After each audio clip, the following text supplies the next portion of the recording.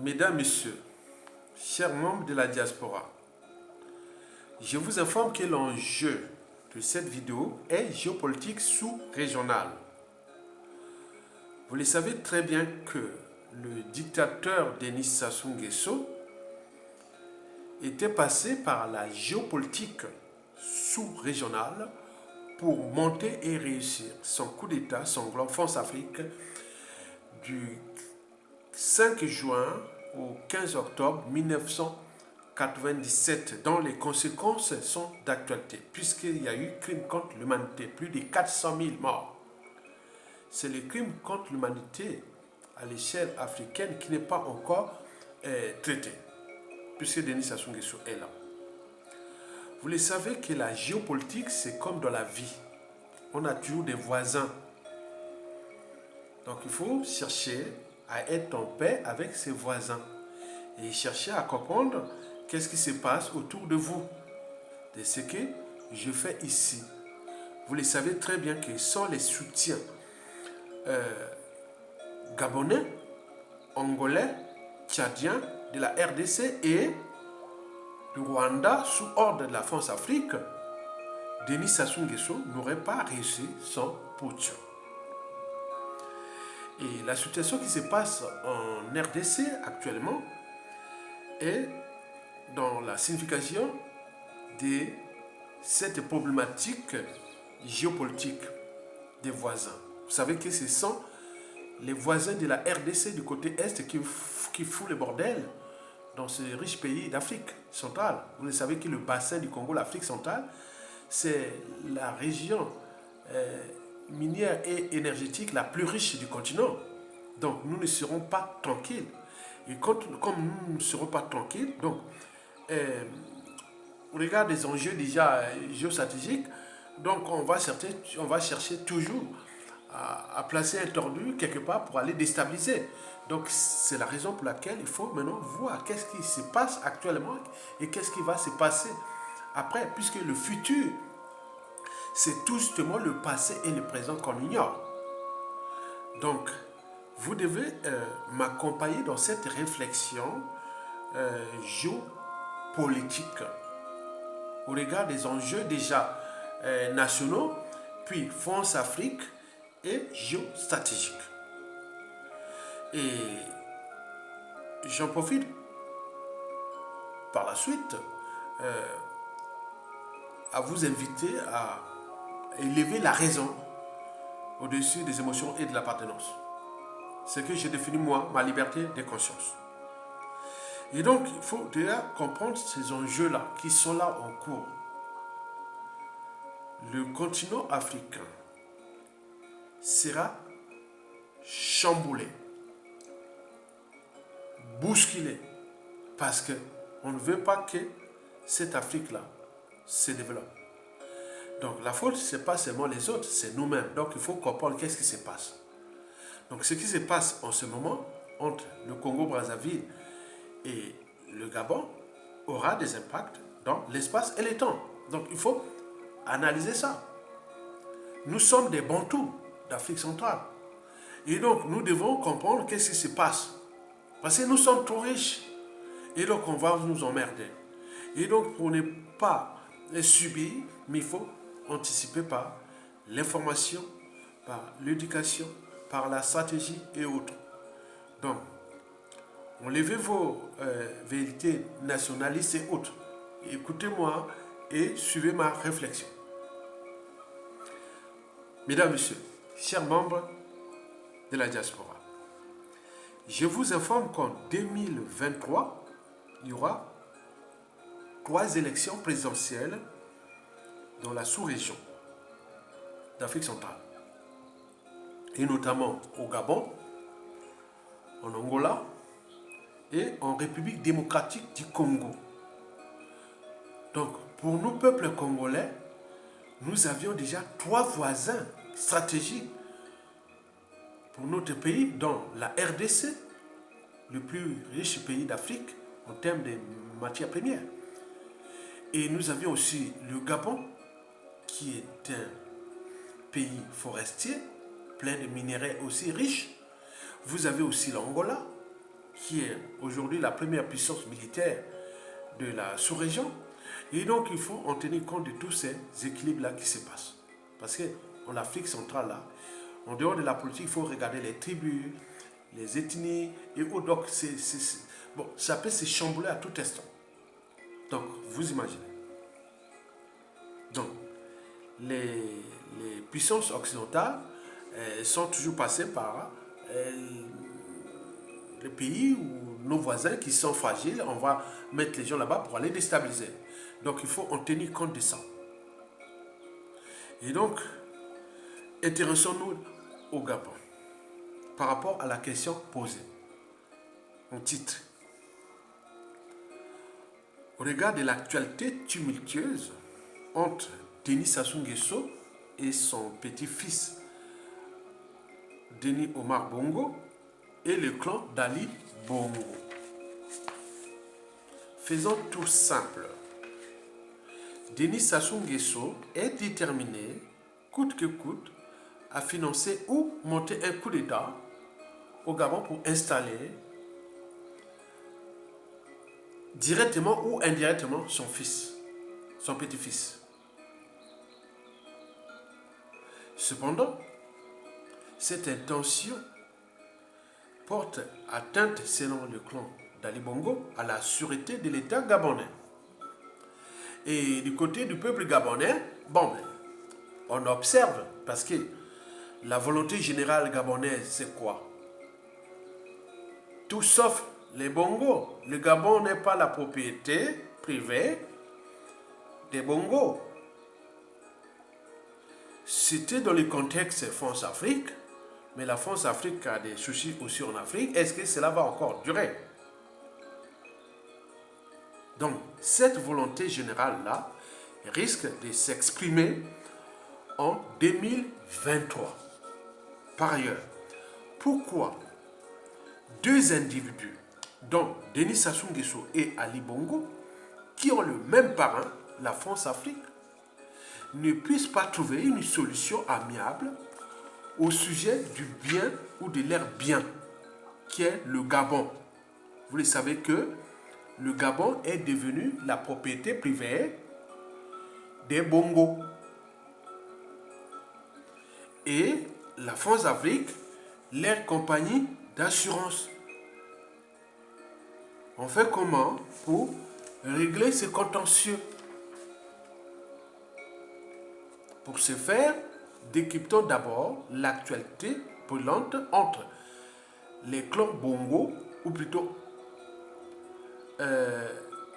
entre Denis Omar Bongo avec son grand-père dictateur du Congo-Brazzaville et Ali Bongo au sujet de l'héritage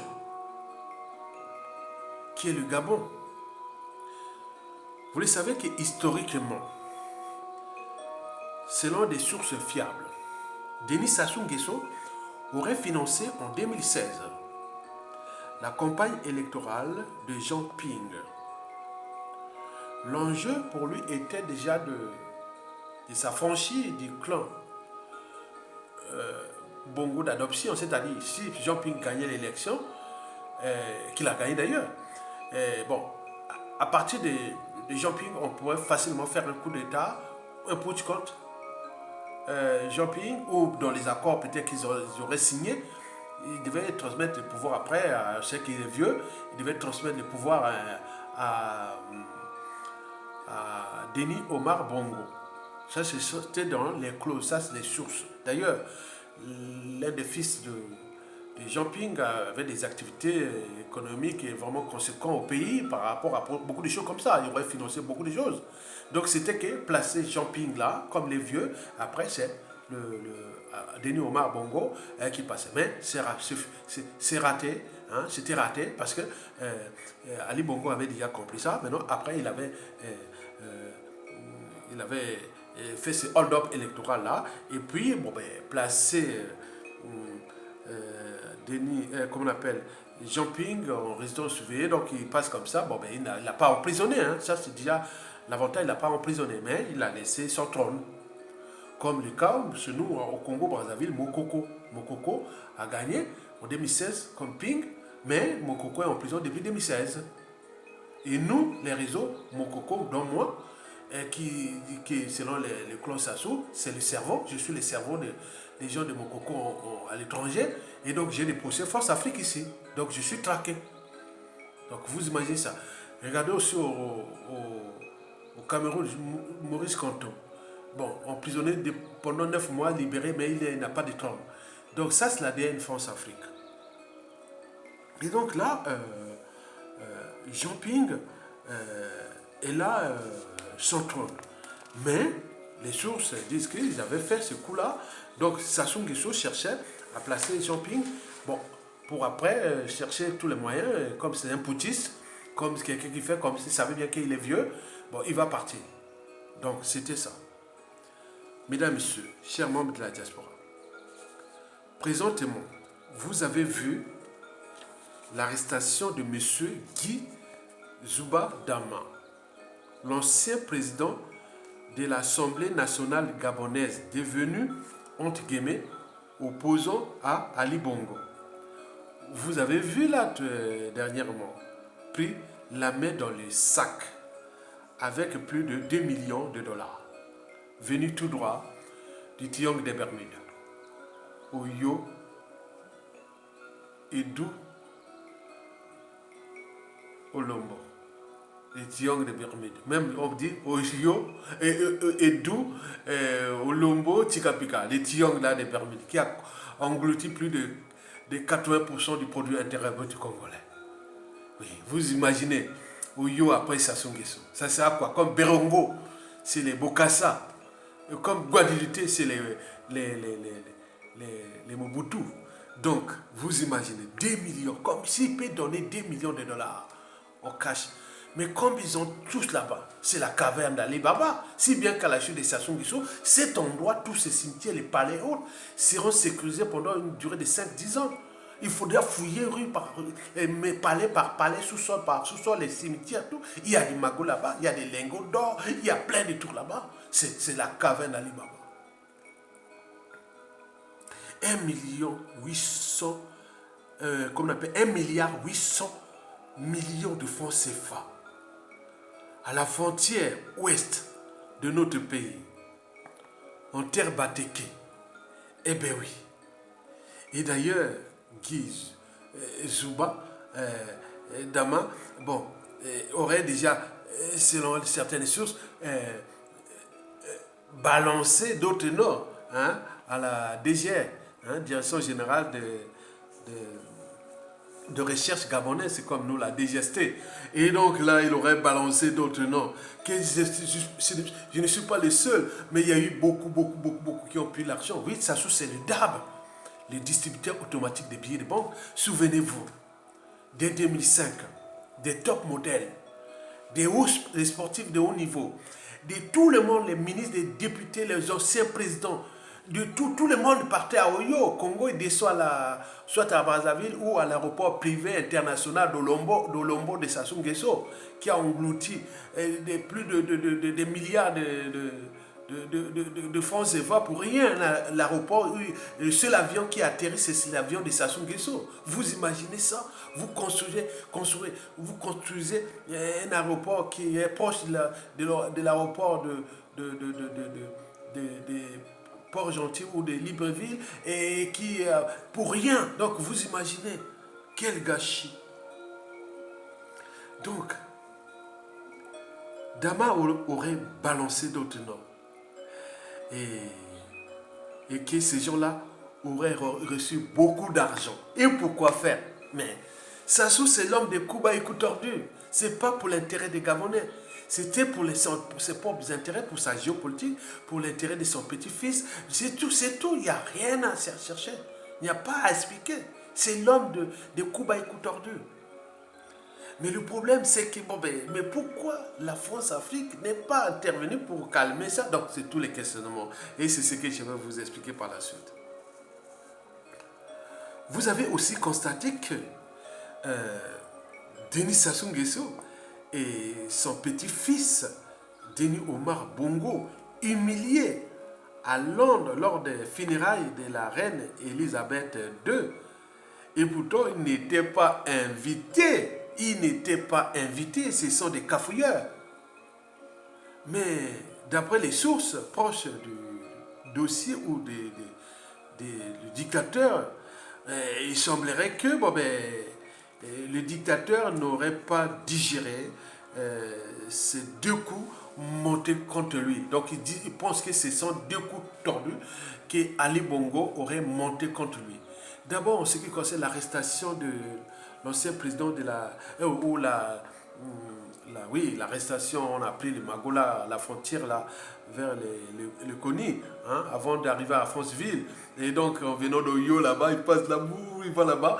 Et donc, là, ils l'ont capturé. Bon, on dit qu'il y aurait des moutons noirs au sein du clan des Sassou qui auraient vendu la mèche au régime d'Ali Bongo. Vous savez qu'on est en terre Téké. Les Téké s'étendent du Gabon, de l'Est gabonais, hein, surtout dans autour de l'Ogoué, jusqu'à les plateaux Congo-Brazzaville pour RDC. C'est la plus grande des tribus qui traversent les frontières. Je ne sais pas si on peut encore trouver ça en Afrique centrale, il y en a peut-être peu. Hein. Bon, donc les Téké, c'est énorme. Donc peut-être les Téké auraient vendu la vie. Tiens, il a donné l'argent pour aller financer un coup d'État contre Ali Bongo ou autre. Donc ça, la spéculation va entrer. Donc Sassou Nguesso, c'est que bon, il y a la main noire bien sûr, certes, il y a eu des gens dans le clan qui ont trahi pour des enjeux peut-être électoraux, peut-être beaucoup de choses comme ça. Mais il porte la responsabilité à Ali Bongo, au clan Ali Bongo, au regard des enjeux électoraux présidentiels de 2023. Parce que, par exemple, il aurait voulu financer ceux qui vont damer les pions à Ali Bongo pour que, après, ils vont peut-être placer le petit-fils ministre, et après il va monter jusqu'à... Voilà, donc il pense à ça. Donc, au sujet déjà de l'humiliation, bon, les réseaux sociaux on ont fait vraiment le boulot, hein, on monté déjà l'affaire de Damala, puis l'affaire de Londres, c'en était trop. Et d'ailleurs, on nous informe que ça aurait payé déjà 30 millions de dollars pour participer clandestinement aux funérailles là, parce que lui c'était un coq-mort.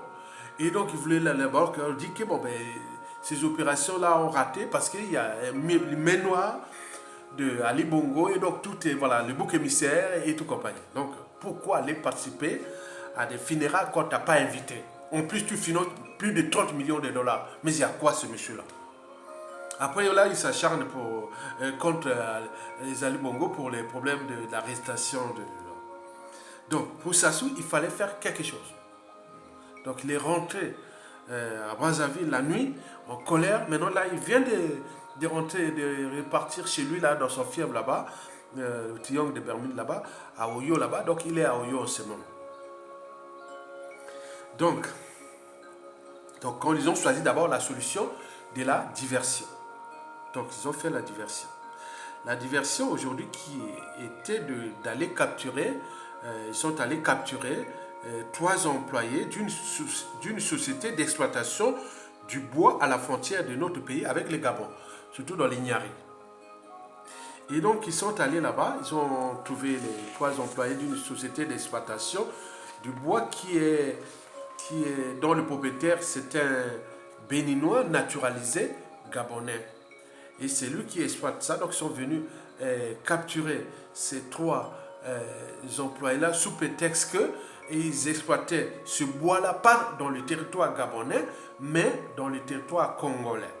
Donc ils ont pris ces 3 employés, ils ont ramené, et quand les gardes forestiers ont été avertis depuis Tibinda là-bas, donc ils sont venus voir pour chercher, et ils sont confrontés avec les milices de Sassou Nguesso armées jusqu'aux dents, et donc ils ont capturé aussi les gardes forestiers, et donc l'affaire est en cours. Donc pour qu'on puisse parler beaucoup de ça, mais les médias réseaux sociaux sont passés là du Gabon comme du Congo, disent non, c'est une diversion. Parce que les enjeux sérieux, ça a été humilié à Londres. Et puis il y a l'affaire des Damala. Et donc voilà donc l'opposition congolaise qui est déjà damée. Et donc, il n'y a personne qui réagit, mais les médias et les réseaux sociaux font le boulot en ce moment. Et donc là, il est grillé. Mesdames, Messieurs, peuple congolais. Bon, vous le savez très bien que ces incidents ont toujours existé entre le Congo et le Gabon depuis 2013 déjà. Sassou a déjà des tensions de placer son petit-fils, donc il joue à ça pour arriver à placer son petit-fils. Donc le prétexte était le suivant. Bon, la société d'exploitation du bois du Gabon, comme je l'ai dit, est fautive d'exploiter ce bois dans le territoire congolais. Donc, mais on parle même d'orpaillage clandestin. Bon, vous savez, en Afrique, là, ces gens-là ont été placés là pour ça. Vous savez que le bois du Congo et de Brazzaville était la première ressource des caisses publiques de l'État congolais pendant Yulu, Massamba-Deba et Maringwabi. On n'avait pas de pétrole, mais les gens mangeaient à l'air faim. Le Congo était le pays le plus scolarisé d'Afrique. On avait tout, on vivait bien, mais depuis que ça soit arrivé, le pétrole, on était le cinquième pays, on passé quatrième pays producteur de pétrole, mais les gens sont dans la merde. Le pétrole là ne nous appartient pas. Maintenant là on est dans la merde, ce pays-là. Donc là, quand on parle de l'exploitation du bois et autres, mais attends, on va créer des prétextes du bois. Les bois là, c'est pour qui? Non, on ne connaît pas. Il n'y a pas une comptabilité du bois congolais. Nous devons être le troisième pays producteur de bois du continent. Déjà, l'Afrique centrale est la première région productrice du bois du continent. Donc, quand on voit les pays forestiers comme le Gabon, le Cameroun, la République démocratique du Congo et le Congo-Brazzaville, on peut même ajouter les Centrafrique. Mais regardez là, il n'y a rien. Les autres, ils ont les comptes, mais nous, on n'a rien. Donc, vous imaginez. Donc, il fallait chercher le prétexte pour dribbler la tension des Congolais, pour susciter la fièvre nationaliste et tout ça. Rien du tout. Les gens savent qu'ils gèrent ce bois-là, on ne connaît pas où va l'argent dans la caisse. Déjà, le pétrole congolais est géré dans l'opacité totale. Et surtout quand on voit le sud du Congo, là, la région du Kwilu, qui couvre les Vili vont jusqu'à Tibida, là-bas, au sud-ouest du Gabon. Mais regardez les pollutions des nappes phréatiques, tout ce qu'ils ont laissé comme bazar de problèmes environnementaux, c'est de la haute trahison. Moi, je vous dis sincèrement, c'est désolant. Donc, cette fois-ci, ce qu'ils ont fait là, bon, entre eux là, ça devient sérieux. Hein. Sassou a pensé que l'humiliation des langues, c'était Ali Bongo. Ce qui s'est passé dans l'est du Gabon là, surtout chez nous à l'ouest, dans les Batéké là-bas pour l'affaire là de 1,8 milliard de francs CFA qui sont montés directement dans le trésor public gabonais. Bon, c'était, c'est Ali Bongo, mais là il cherche les tops dans son clan. Donc là il a Oyo là-bas pour chercher qui a vendu la mèche. Je dis que le régime Sassou Nguesso va se fracasser de l'intérieur. Donc il y a déjà des gens qui veulent vraiment qu'on finisse avec ce régime-là. Ils nous créent les merdes déjà dans le pays, dans le clan, dans le nord, dans la Kivette, dans tous les pays, là maintenant avec les voisins, donc les gens qui cherchent à... Mais Sassou reste encore l'âme de la France-Afrique. Comme l'est d'ailleurs Ali Bongo, mais pour combien de temps encore? Donc, cette fois-ci, ça devenait vraiment sérieux. Et pourquoi? Parce qu'il y a trop d'enjeux en cours. D'abord, l'enjeu du tyran lui-même. Parce que vous voyez son âge. Il a quel âge? Il a 84 ans. Il a plein de maladies, plein de choses. Et donc là, il presse. Il presse d'un côté pour placer son petit-fils. Parce que sa fille qu'il a sacrifiée l'avait aidé au coup d'État. L'ancienne femme d'Omar Bongo, que je vous ai expliqué, que quand elle était à la faculté de médecine, l'Institut de médecine, NISA, et je venais réviser mes cours de biologie quand j'étais en 3e année. Je venais réviser, elle aimait comprendre comment on appelle la biochimie, l'endocrinologie, les fonctions végétatives, les grandes fonctions de l'organisme, quoi. Donc nous, on faisait des trucs vraiment profonds, la fac des sciences. On ne peut pas faire médecine sur la biologie. Après, la médecine, c'est la biologie et la clinique. Donc, les traitements. Donc, nous, on venait vraiment de monter les trucs bien. Elle aimait la biochimie, mais une fois, après, on a entendu qu'elle était mariée à Omar Bongo. Et donc, c'est au pays là-bas, au Congo, c'était pas, voilà, un vieux monsieur. Donc, c'était pas. Bon, Edith Bongo Lucie Bongo fut la plus intelligente déjà des Sassou, hein. Et donc Sassou a sacrifié sa fille. Maintenant là, il veut compenser par ce petit-fils là pour le placer là-bas au Gabon. Parce que lui, il a peur que si ça chamboule à tout instant, il pourra trouver une base arrière gabonaise où le petit-fils va le protéger à tout instant. Par exemple, là, si ça chamboule, parce que la situation du Congo-Brazzaville est problématique, Sassou est sur les qui-vive à tout instant. Aujourd'hui, le climat socio-politique congolais est délétère. Le bateau est en train de prendre de l'eau, c'est Sassou. Donc, il pense déjà à placer son fils au Congo.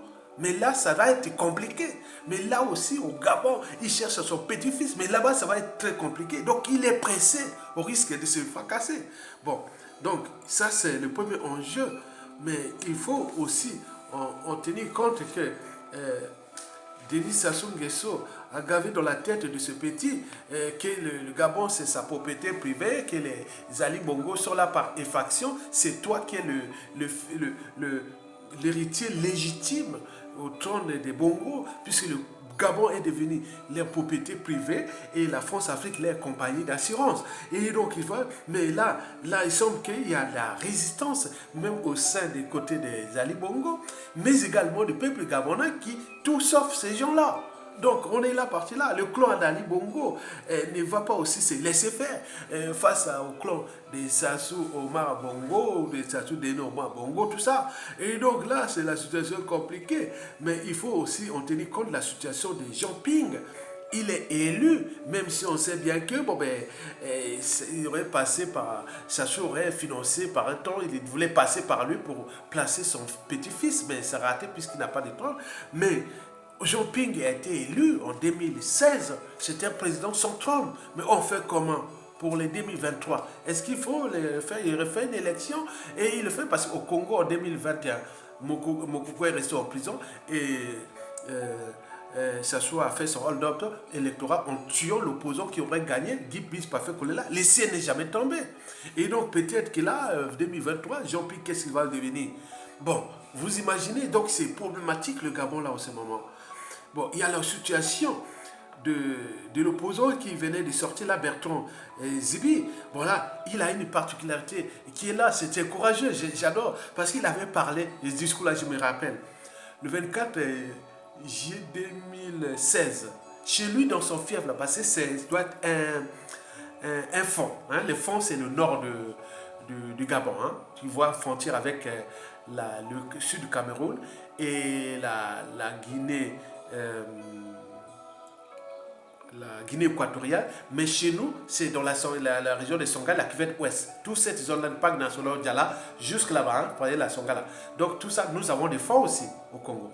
Au Congo, nous avons les fonds dans ces frontières avec les Gabon et les Cameroun. Nous avons les fonds et les Djem et tout ça. Vous comprenez ces trucs-là. Donc, les quotas sont aussi chez nous. Donc, ça fait partie des quotas. Les quotas sont chez nous, mais ils sont aussi chez les Gabonais tout autour là. Voilà. Donc, je vous dis sincèrement. Donc, il est allé prononcer un discours, hein, une intervention, le 24 juillet 2016, devant Ali Bongo. Il est là-bas, il est isolé comme ça. Donc, il parle là, il dit non, moi, je mets fin à mes mandats, je ne veux pas continuer l'entreprise. Après, il est parti. Ah là là là là, tout le monde a parlé en patois et tout ça. Donc, et après le round-up électoral, bon, il a foutu en prison pendant 6 ans, depuis 2016. Il venait d'être libéré le 14 septembre. Mais la particularité de ce monsieur, parce qu'il est rentré dans l'histoire, celui qui s'est affronté à Libongo. Mais il faut se dire que, bon, peut-être la santé va bien, j'espère. Mais il a rencontré même Mandela, il a rencontré, donc ces l'homme-là, il y a une dynamique qui s'installe autour de Zibi Zuma. Donc c'est un gem. C'est un, un fonds, les fonds, voilà. Et donc, tu vois, au Yémen, hein, la capitale, tous au Yémen et tout ça, là, vous connaissez au nom du camp. Non, je connais bien l'Afrique. Hein. Ah oui, on ne peut pas parler l'Afrique. Moi, je prends toute l'Afrique, c'est comme si je suis... Voilà, moi, les tribus, tout ça, l'Afrique, je... Non, c'est sûr.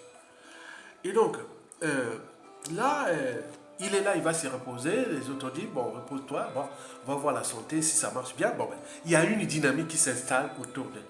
Mais il faut aussi savoir qu'au terme des représentations politiques, à un moment donné, tout a été depuis 50 ans qui dans chez les Teke, les Ogwe. Et même si Ali Bongo, on dit, bon, il sera adoptif et autres, mais il y a les dynamiques du nord là, des fonds, mais il y a également des problématiques des villes ou des choses qui sont dans le côté de des ports gentils et autres. Il y a des dynamiques là. Les populations les plus nombreuses, les tribus ou les ethnies, et ceux autour de Libreville, mais il y a aussi les fonds. Et puis les côtés de Port-Gentil là-bas qui vont jusqu'à la frontière avec notre pays. Donc tout ça. Donc il y a beaucoup d'États. Mais à l'est de Gabon, ce sont les Tékés. Mais bon, les Tékés, bon, ben, peut-être qu'ils ont compris que bon, ben, on peut trouver un autre meilleur Téké que ça, hein, que les Bongo. Donc pour l'instant, peut-être qu'il y aura une transition. Je dis, bon, ben, on cherche un gars un fond ou un gars, voilà, bon, beaucoup de choses comme ça, même autour des Libreville et tout ça. Bon, donc, Sassou Nguesso a su ça, donc il cherchait à financer tous ces gens-là. Comme ici, à l'époque, hein, comme faisait Omar Bongo. Omar Bongo, quand il y avait des élections présidentielles ici en France, il finançait des gauches comme des droites, des l'extrême droite. Il donne tout le monde, les socialistes, les RPR et tout le monde, les fonds nationaux, ils donnent tout l'argent. Sassou l'a toujours fait aussi. Mais là, il voulait faire ce même principe là au Gabon.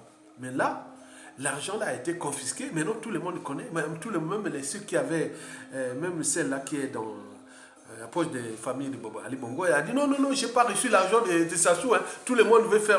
Bon, mais on connaît, hein, nous devons à tout des. Nous, on a les dossiers. Nous, le Congo, par exemple, on a les dossiers de ces gens qui ont pris l'argent du Congo par les trucs là. On connaît. Hein, donc, Sassou, un jour, on va nous dire ça. Donc, voilà. Donc là, il y a des situations qui sont là. Mais il faut aussi en tenir compte de la situation France-Afrique. Mais le climat France-Afrique, à l'échelle déjà continentale, puis sous-régionale, est délétère. Donc, bon, donc, de ce qui précède, pourquoi Ali Bongo et son demi-frère, Denis Omar Bongo, n'ont aucune issue pour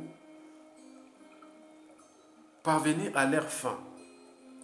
Pourquoi Ali Bongo et son demi-frère Denis Omar Bongo n'ont aucune issue possible pour se maintenir au pouvoir pour Ali Bongo ou pour conquérir le pouvoir indirectement parce que à défaut de putsch ou de coup d'État, Denis Omar Bongo va chercher à avoir quelqu'un compatible qui va le placer ministre ou pas des choses comme ça pour qu'il puisse se monter et au moment où le grand-père est encore en vie, on pourra... Voilà, donc tant que le grand-père est encore en vie au Congo, Denis Omar Bongo a de l'espoir. Donc il faut en tenir compte, mais il faut aussi penser aux enjeux France-Afrique qui sont là.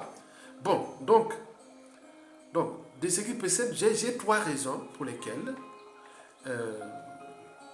Denis Omar Bongo et Ali Bongo n'ont aucune issue possible au-delà de 2023. Donc, la situation de 2023, le pouvoir au Gabon risque de sortir des clans des Bongo. C'est ça ce que je voulais vous dire pour ces 3 raisons-là. La première raison est déjà gabonaise. La deuxième raison, France-Afrique. La troisième, géostratégique. Explication. Au sujet de la première raison, qui est gabonaise, vous le savez qu'à la différence d'autres bantous d'Afrique centrale, vous le constatez vous-même, les Gabonais, c'est le premier peuple, ou la première population du peuple, très contestataire. C'est le peuple contestataire de la sous-région. Donc on mesure la température de l'anthropologie bantou chez les Gabonais. Ils ne se laissent pas faire. Quand ils se soumettent, c'est qu'il y a eu plus fort. On les a cognés trop fort. Donc, vous savez que l'histoire des Gabonais, les Gabons actuels, commence déjà au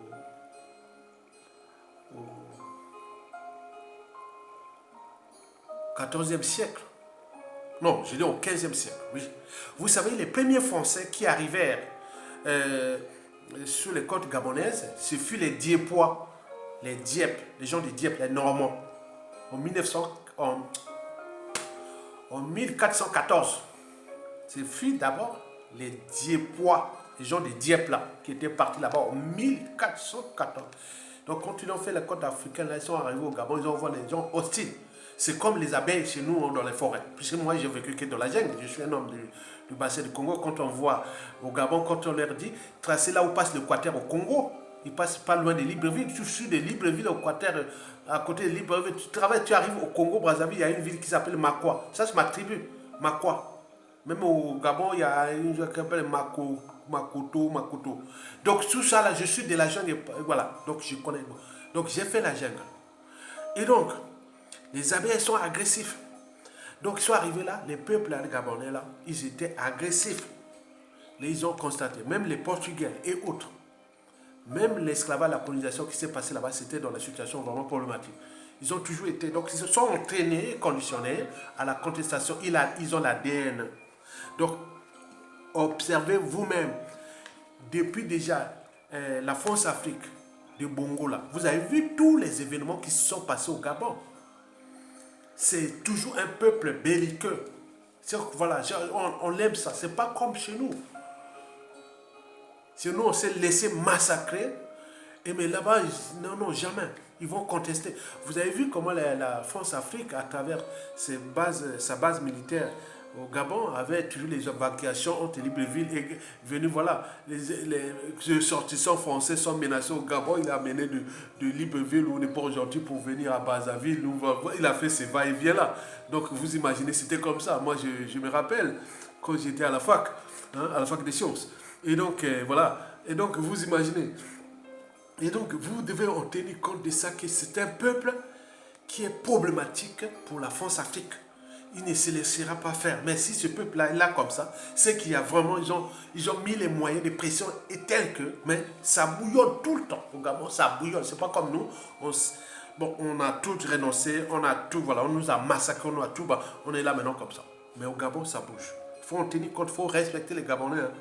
Ben oui. Et donc, au présidentiel de 2023, il y a risque. Et oui.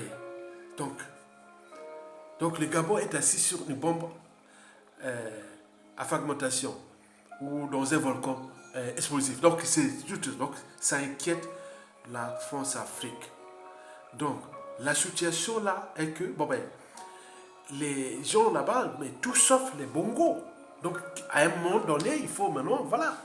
Donc, Bongo a échoué beaucoup, Ali Bongo là, sur tous les plans. Donc voilà, en plus il y a des problèmes de santé et tout ça. Donc, ce qui se passe là-bas, je sais pas. Bon, donc la situation France-Afrique, elle est là. Donc c'est là que j'arrive à la deuxième raison, la raison France-Afrique. Vous le savez qu'en 2023, il y aura élection. Mais ces élections ont trois enjeux. France-Afrique au Gabon. Dans le contexte anti-France-Afrique.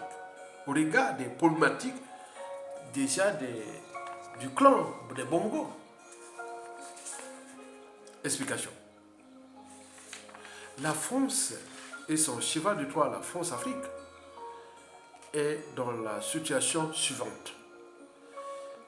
Qui des Bongo ou d'autres candidats pourront certainement préserver les intérêts vitaux de la France au Gabon, dans la base militaire et tout ce qui concerne le fonctionnement de la CEMAC, Communauté économique et monétaire d'Afrique centrale, qui dépendent de la Banque de France, du Trésor public français, et donc c'est la succursale du ministère de l'économie et des finances français. Donc la première économie est déjà le Cameroun, deuxième économie, au coup de coude, nous, avec le Gabon.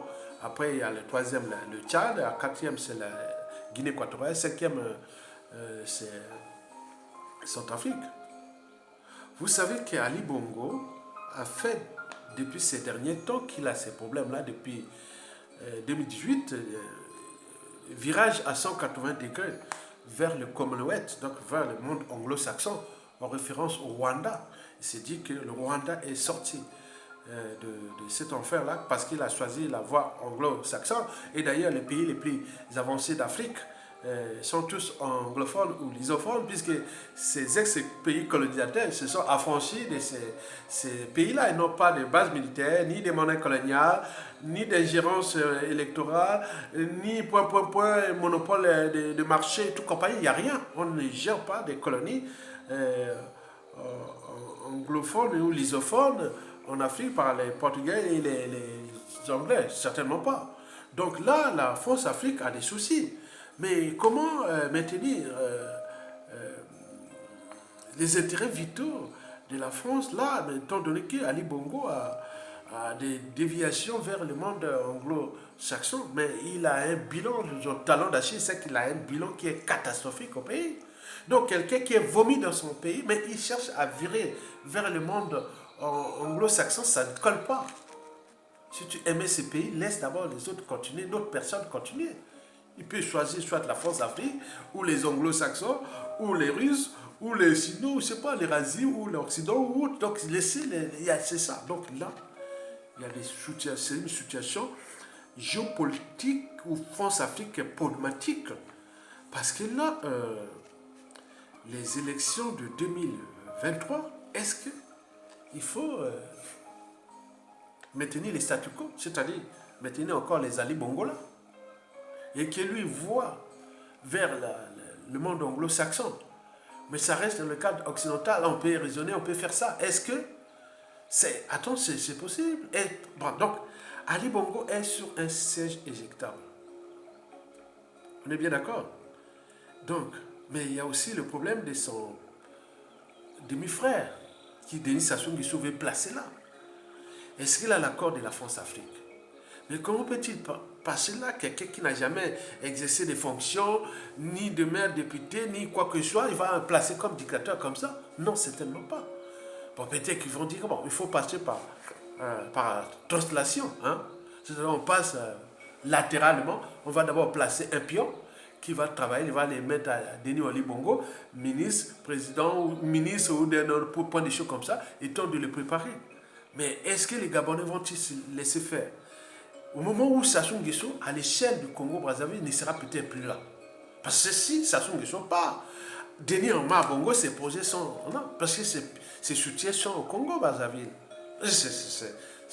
Or, l'environnement sociopolitique du nord au sud, de l'est à l'ouest au Congo-Brazzaville, à 99%, même à 100%, je dirais même à 120%, on ne veut plus de Sassou Nguesso et son clan. Donc, si Sassou Nguesso quitte à tout instant, il est certain que Denis Omar Bongo n'aura plus de succès, puisque déjà au Gabon, il y a bien des Tékés qui sont plus crédibles que les Bongo.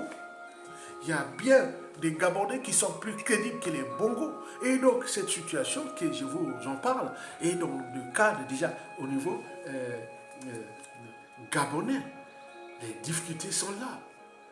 Donc, la France-Afrique s'est dit, oh, comment je vais gérer ça? Est-ce que maintenant, le statu quo, les Bongo continuent comme ça? Au moment où on ne sait jamais, tout peut se chambouler. À défaut, qui trouver parmi ces gens qui sont aujourd'hui qui peuvent vraiment jouer le jeu? Donc nous allons sur les présidentielles de 2023. Mais il reste le problème de Jean Ping. Il a été élu. Mais vous allez les zapper, c'est comme ça. Donc, mais on en a fait au Congo-Brazzaville. L'essai n'est jamais tombé. Et donc là, en 2021, on a tué un candidat. Et Sassou a fait son hold-up électoral encore. On laissait encore Mokoko en prison. On assassine encore un autre là qui va laisser une bombe explosive, puisque les rancunes, les haines, les contentieux historiques, les problèmes des tribus, de la géopolitique au Congo du nord au sud, entre les nordistes, et les Ngala, et les sudistes, les Congo, et les Tékés, et mélangés chez nous là-bas. Attends, ça va nous laisser une merde. Mokoko serait là pour réparer, mais regardez comment ça soit mis tous les moyens pour damer les pions à Mokoko qu'il est en prison. Et en plus de ça, il a mis ses circuits pour nous traquer ici à l'étranger. Moi, il y a Tonga qui est en danger de vie, de mort, et tout ça, vous connaissez très bien. Et donc les autres se disent, il n'y a pas de monopole de ça. Donc le Congo aussi est un volcan explosif. Et donc vous voyez l'ADN France Afrique. Mesdames et messieurs.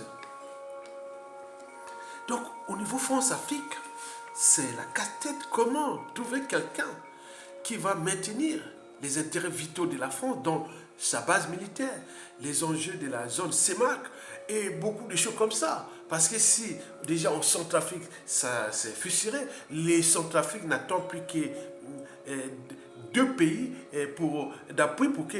voilà, donc le Centrafrique cherche soit le Cameroun, ou le Congo-Brazzaville, ou le Gabon, ou autre. Donc, vous imaginez, donc le Tchad va sauter, puisque si le Cameroun choisit le chemin de la Centrafrique, ou se libère de la France-Afrique, comme au Congo et autres, ce que pensent les gens là. Donc, la situation de la France-Afrique dans la sous-région est difficile.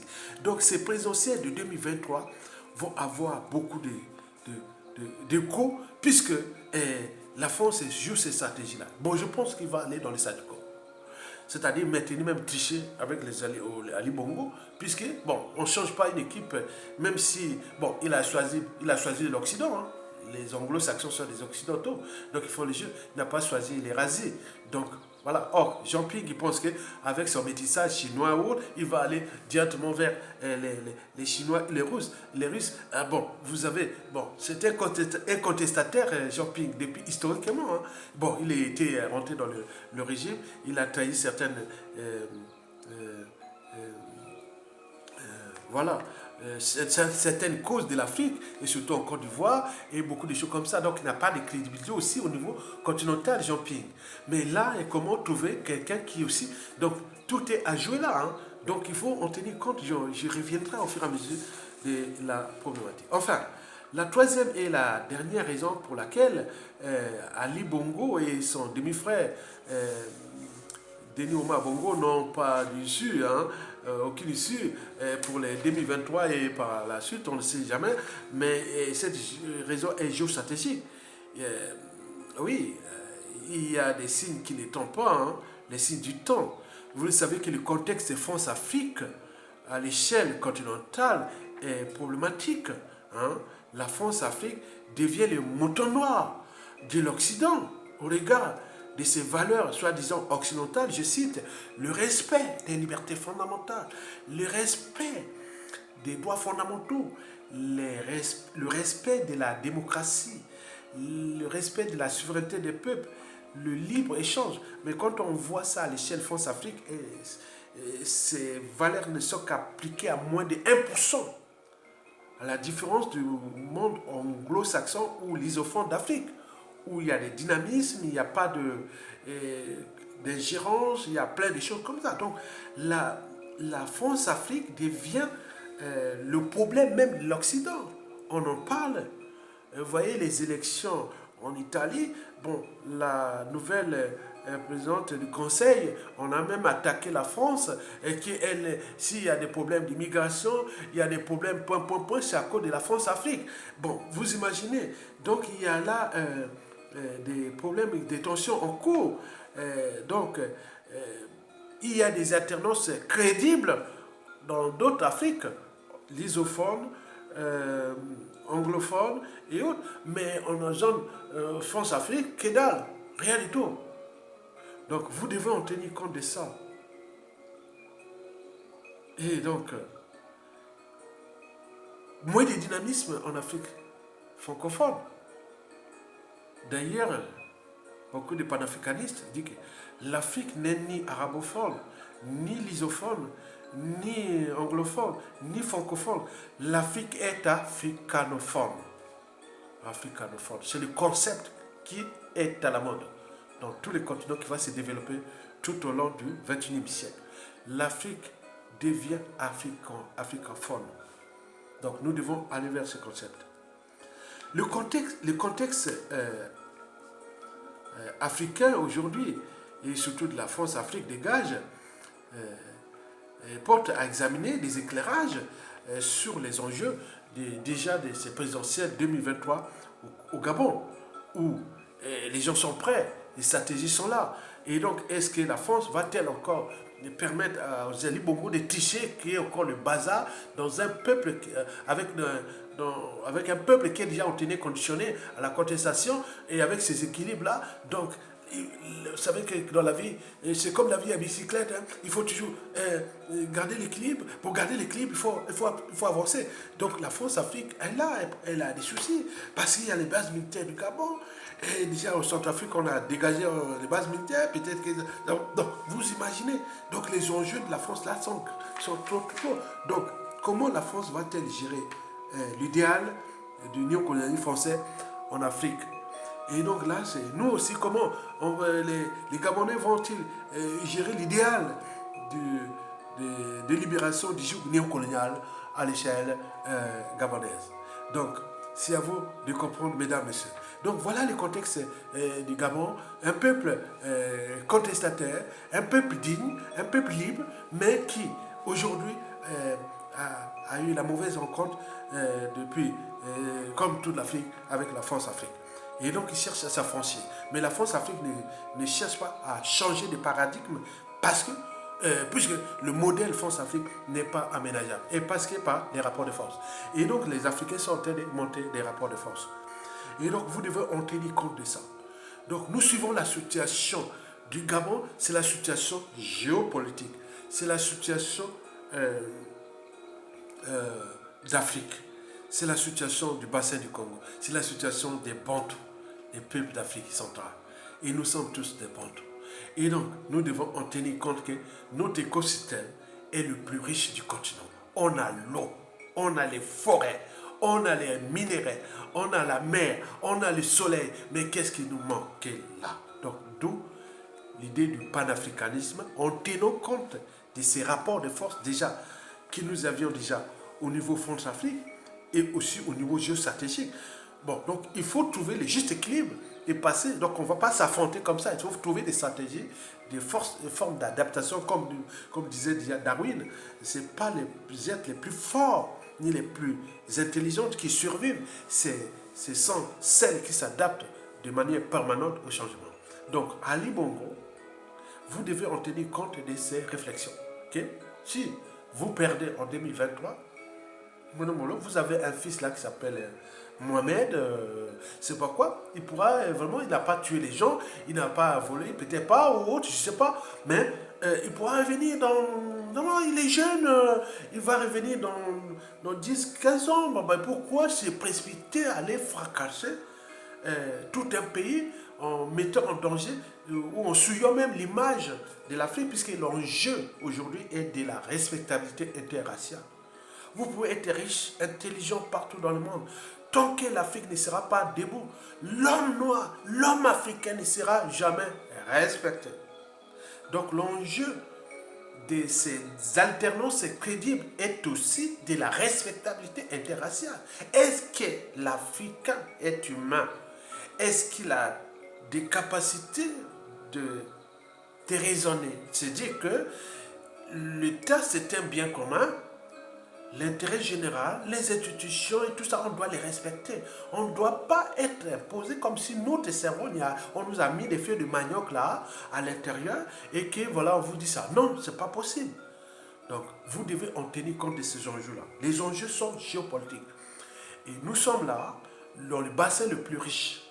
Et nous devons aller vers ce processus de libération. Puisque quand le Gabon sera libre, je suis sûr et certain que le Cameroun pareil et inversement. Si le Cameroun et le Gabon sont libres, je suis sûr et certain que le Congo inversement. Donc vous imaginez. Donc c'est un processus. Donc nous devons aller dans cette dynamique-là. Gardons toujours à l'esprit nos trois valeurs existentielles. Et telles qu'elles sont décrites par le professeur agrégé de philosophie, le professeur Franck Nyamsi. Nous sommes toujours à la recherche de la vérité, de la justice et de l'esprit de solidarité. Donc, le fait de permettre les alternances, c'est aussi l'esprit de solidarité. Donc, cela va se passer au Gabon. Et il doit se passer. Mesdames, Messieurs, peuple africain, chers membres de la diaspora, vous le savez très bien que le 21e siècle sera africain. Et nous mettions là les bases de ce processus. Tant qu'à faire, je vous remercie et à bientôt. À bientôt.